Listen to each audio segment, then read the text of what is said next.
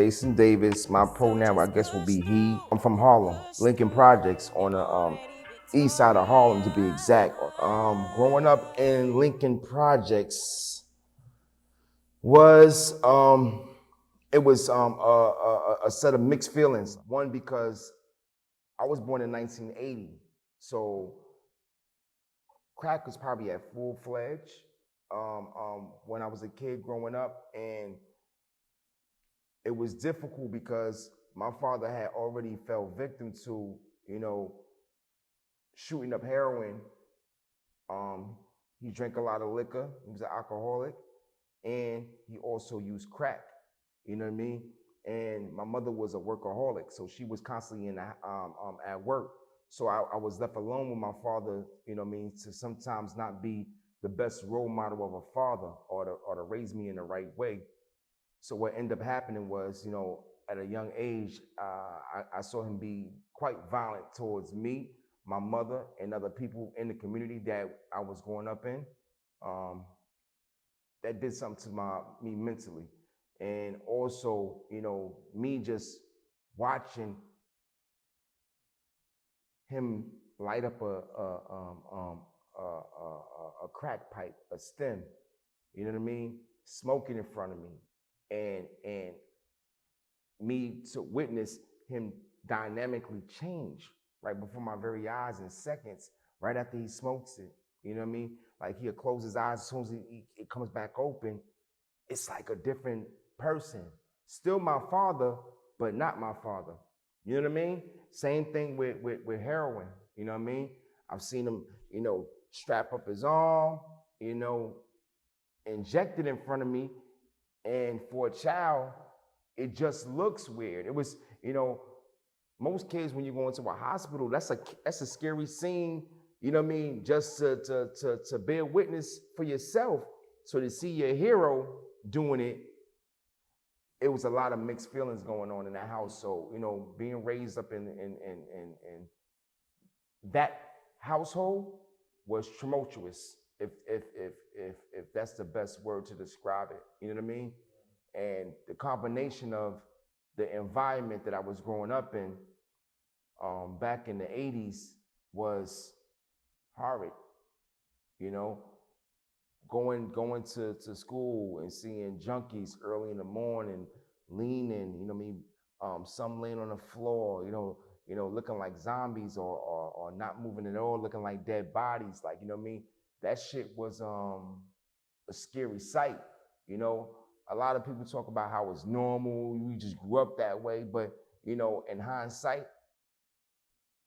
if I don't want my kids to bear witness to that in current 2021, then that means I should not have bear witness to it back then in 1984, 1985, 1986, and that's when shit was heavy. My coping strategy, it came from self-mutilation. Now, back then, I didn't know what that really was. All I knew was that I had a hard time going to sleep. Young, 7, 8 years old, I had insomnia like a motherfucker, like, you know what I mean? And I couldn't go to sleep a lot, you know what I mean? Because I was always in constant fear and phobias, like, you know what I mean? Like, my bed wasn't too far, it was all the way in the back. It wasn't too far from the door, you know what I mean? The entry level to get into the room.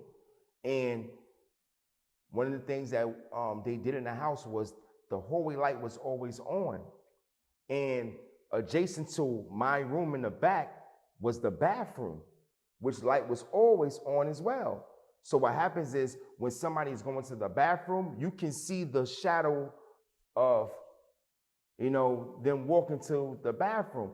And my she used to always jump, nervous, thinking that he's about to bust into the door and just start beating on me, because he's done that several times when he was high. You know what I mean? Like, he's often came into the back room, picked me up by my leg and start wailing off on me, beating me like he was a madman. You know what I'm saying?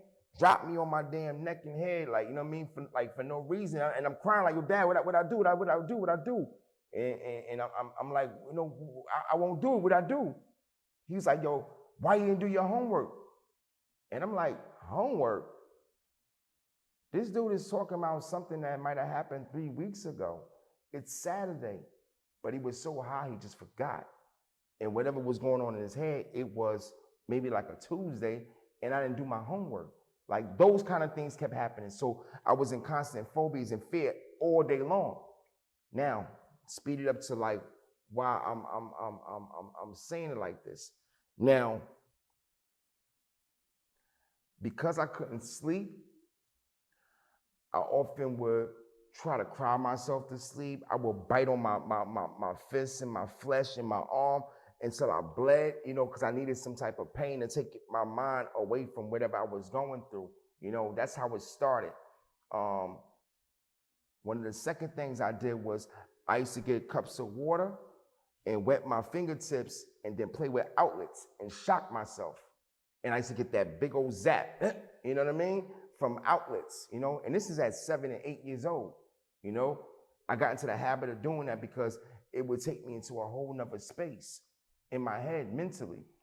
I think they're all factors, you know what I mean? I wouldn't say that it was one driving factor, that was an additional factor on why I got locked up, Again, I was from a notorious housing projects that was quite volatile, and they bullied and hurt many other people in the community outside of Lincoln projects.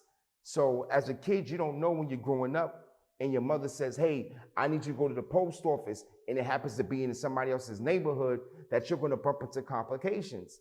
No one understands that if my mother says, hey, I need you to go to the supermarket or the dry cleaners over there, take these clothes, and you're walking with these bags of clothes, and all of a sudden 2 or 3 kids start chasing you and want to assault you, and you throw the clothes and you run for your life, and you don't know where it came from, eventually you start putting 2 and 2 together because they're screaming out all kinds of obscenities, like as if I did something.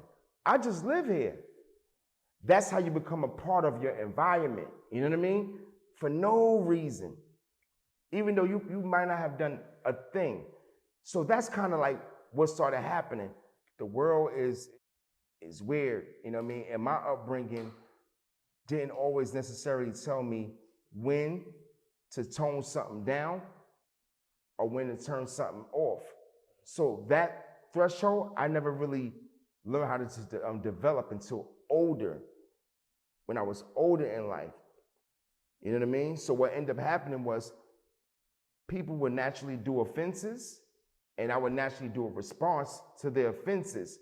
And sometimes my response was not always justifiable in today's society. That's the best way to describe it. You know what? That's a really, really good question, because I thought that jail, from all the stories and the movies, and I'm thinking jail was like hell. I thought jail was super scary, and you know what I mean? I'm gonna be like, yo, they're gonna try to rape you, and in my head, I'm like, yo, but I'm like, when I got caught, I was 26 years old though. You know what I'm saying? But again, I've never seen juvenile, nothing, not even a holding cell. I've never seen it. I've never seen it a day in my life. So, you know what I mean? Naturally, I'm on guard, you know what I mean? I don't know if I was afraid and scared. I was just on guard, like, yo, dude's gonna try to rape you, this. I heard about politics with gangs. I heard about all kinds of a mess of shit. It was like, yo, damn, Jay. And you might be sitting up in here for a while, so, it's about that time to turn up. But I'm gonna turn up the same way I was on the streets, though. You know what I mean? So I wasn't really too far removed. Just my perception of prison was off. I get in there, they sit me down, and it seems like every single thing about my encounter with prison was different to how you're supposed to interact with the institution. One, I had all of these self-inflicted wounds all over my body. So as they stripped me naked, They're taking pictures of all of these like 2 tattoos, but all of these self-inflicted wounds. You know, cigars, cigarette burns, quarters, you know, deep gashing wounds and stuff like that. Like not just the one on my face. This was like, you can tell was self-inflicted. So, and then like, even if it was coming from a war, it's like, yo, damn, how much shit this boy done been through? That was one. The second flag was that I was a gang member. From their own research, they said was well connected. That was the second flag. My third flag was that this was my first time encountering the Justice Department. And it was like, listen, the likelihood of you committing suicide is extremely high. So we have to do it this way. And I'm like, do what? They told me to strip down. I was not gonna get my clothes back. They gave me these scrubs, this Velcro green scrub, you know what I mean? They call it the green dress. And they give people the green dress when they're on suicide watch. They put me on suicide watch and indefinitely, you know what I mean? And I asked him where I was gonna be held at. It was on General Pop, you know, tier 1.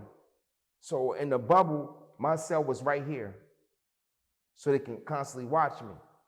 I didn't have no mattress, no pillow, no nothing. Like that's what suicide watch is. You don't get that stuff. You can commit suicide with all that stuff. You don't get tissue, you don't get soap. You have to ask permission for all those things, and then you have to do it in front of them. So I thought my perception was that I'm being picked on. That's what I thought.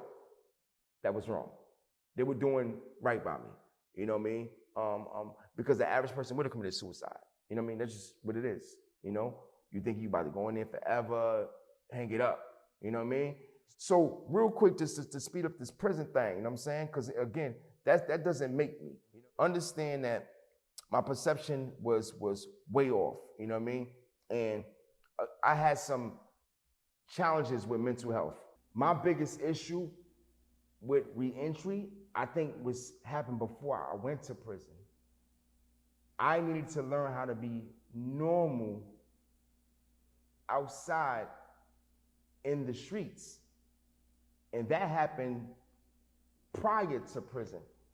It was something that was going on in my head before prison. You know what I mean? I had some mental things that needed to be aligned, and they were not. It wasn't normal, you know what I mean? The likelihood of somebody getting hurt or possibly killed just because of the way I was thinking was high. You know what I'm saying? And that was before I went to prison. So my reentry, I wouldn't connect and associate prison with needing to get myself together for back to reentry. You know what I mean? I needed a therapist long time ago to help me process some of the things that I spoke about that happened to me when I was a kid. You know what I mean? To help me process how do you go about grieving properly. You know, when someone dies, do you have to get towed down? Do you have to drink the whole bottle? Do you have to kill somebody? I needed to process that kind of stuff, or at least know what were the proper steps on going about coping and grieving, because I didn't know how to do it. You know, those are things I needed to work on as a man, as a person, as a human being. You know what I mean? Above anything, you know? So I heard about Emergent Works actually through my job, you know what I mean? My job had I guess, connected and collaborated with them to have them as a project that was hosted inside of the building that I worked at. You know what I mean? I ended up signing up with the program because I wanted to know about coding and stuff like that. It was interesting to me, like, you know what I mean? I knew that it had something to do with, like, you know what I mean, websites and apps and stuff like that. And I wanted to learn more about it, you know what I'm saying? My son was already kind of into it, so I kind of signed him up. My experience with it was refreshing to see a group of people from all different walks of life and different backgrounds, literally almost move and act like they did prison time together. That's kind of how they was moving, like they were family for like years. And this is just a new project that they was working on. I've never seen that level of camaraderie in a long time.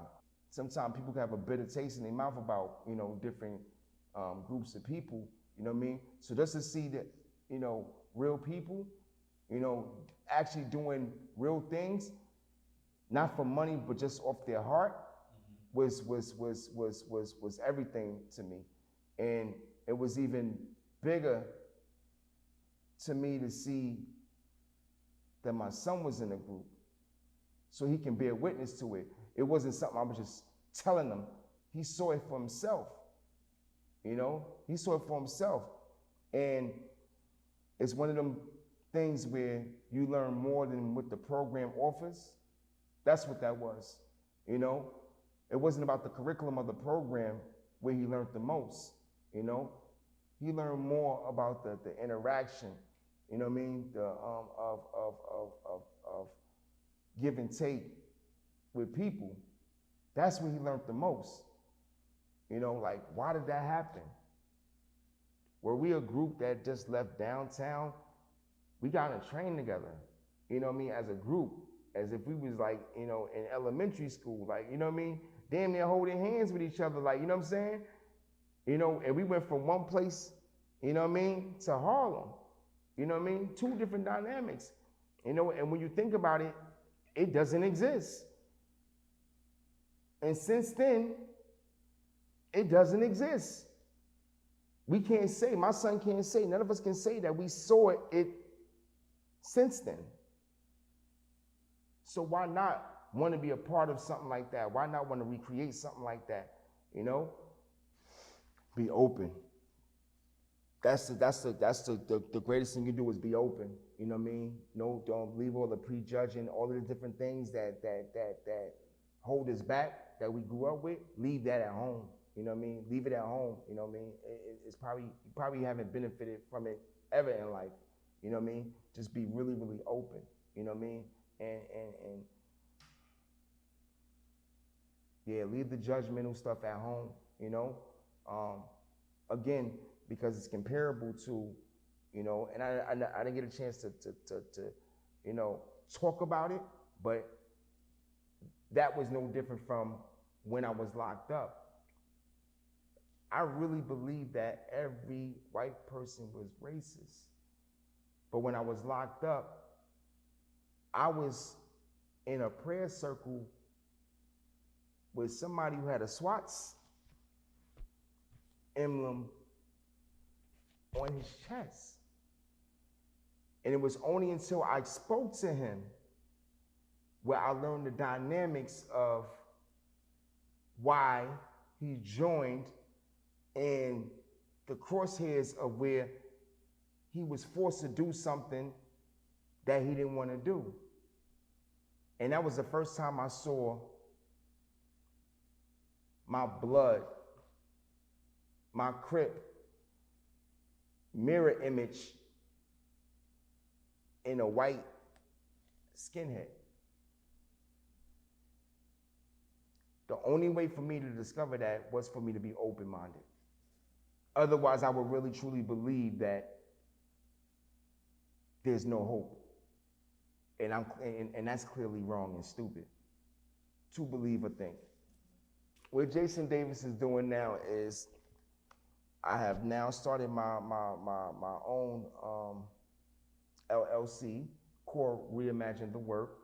And what Reimagine the Work does is, you know, it's me full-time training, mentoring, you know what I mean, and helping build out a structure for nonprofits and also LLCs that do charitable works around the community and the country. You know, that's my main focus and goal, you know what I mean? Teaching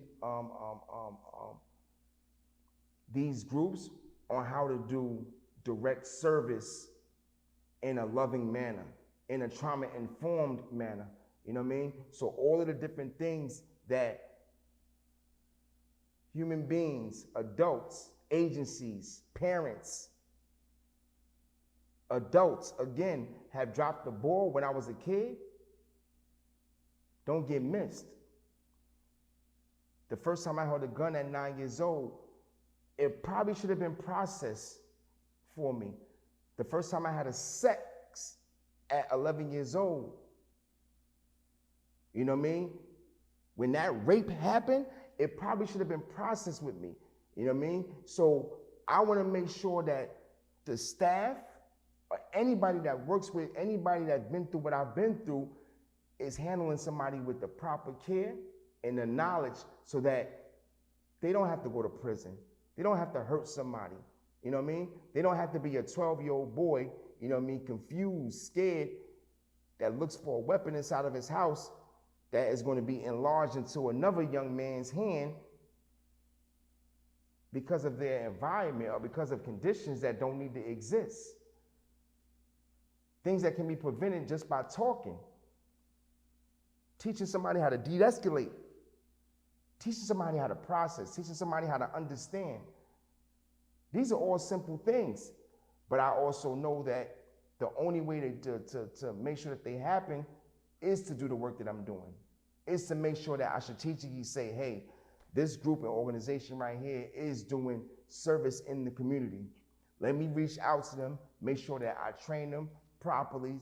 We do X, Y, and Z. We cover all angles so that all the little ones or even the parents get the proper resources so that nobody get hurt or harmed or any traumas that you've been through that you start to get some healing from it. Like that's what Jason Davis is about currently in 2021. What I would like to say to young people that have the same mindset that I had back then is to never give up and to always have a clear and open mind that not all people are the same. You know what I mean? Somebody out there has a heart. You know what I mean? It may not feel like it at the time. It may not even look like it at the time. But somebody out there has the same DNA as you and has a heart. You know what I mean? But you can't be angry, full of rage and bitter because they might be right in front of you, male or female, and you will literally block it because you're so upset and angry and full of hate. You know what I mean? So the biggest thing I can say is be open and be ready to receive the blessing when it's put before you and then never give up. You know what I mean? And the second component to that is make sure that you document your whole story. And what I mean by that is that everyone's story is of importance. And I know this because I'm using multiple parts of my story now that is helping somebody else that has experienced it. So what I mean by documenting is that part of my healing process was talking about it. Part of my healing process was writing about it. Part of my healing process was recording it, videotaping it, so I could look at it again. And sometimes I give the answer that I needed to get by, and that happens a lot. So document it all, and seek out healing for some of these traumas and atrocities that we've been through. But first you have to recognize it as that. You have to recognize it as you being harmed. Not that you was a victim. You have to, be open-minded to say that I have been harmed and I need to get healing from it. And what I mean by that is you got to make sure that it's associated exactly like I got a cut on my finger. Now you can leave the cut exposed to get infected and not treat it and bleed all over the place, but that might not be that wise. You know what I mean? You might need stitches. If you was shot, you take the bullet out and you stitch it up. You take the antibiotics. If you need surgery, it's the same thing. it's a different type of wound, you know? For too many years, people in general, which ain't got nothing to do with race, have no problem getting these fresh wounds and not seeking any type of treatment. No antibiotics, they're not trying to clean it, they're not trying to stitch it up, they're not trying to heal it, they're not trying to do anything. No MRI, no CAT scan, no nothing. So we walk around with a whole bunch of wounded people, reproducing, we work amongst them, we coexist with each other, and we expect things to work in our favor, and it's not gonna work that way. How you doing? My name is Jason Davis. I am a former mentee at Emergent Works and a proud member. And I believe excellence and code can come from anyone. Baby, you can do